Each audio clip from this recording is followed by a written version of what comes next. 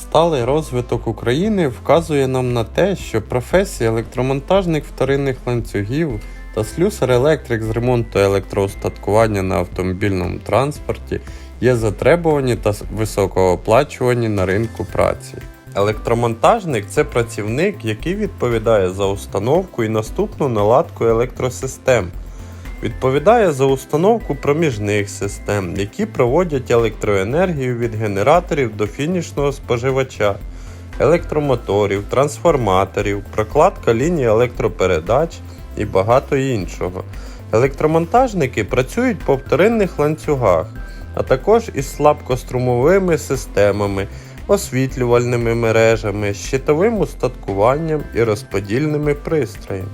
А професія слюсар-електрик з ремонту електроустаткування на автомобільному транспорті сьогодні як ніколи є затребуваною, оскільки суспільству бракує людей-техніків високого класу.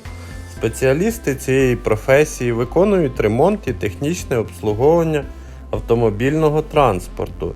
Також здійснюють контроль технічного стану за допомогою діагностичного обладнання і приладів.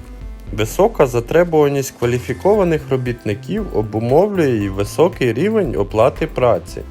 Роботодавці готові платити професіоналам своєї справи досить конкурентноздатні зарплати. Електромонтажники, слюсарі-електрики з ремонту автомобілів в нашій країні заробляють близько 30-40 тисяч гривень. Саме тому я обрав цю професію у Київському професійному коледжі будівництва і комунального господарства. Я впевнений, що коледж навчить мене бути фахівцем високої кваліфікації.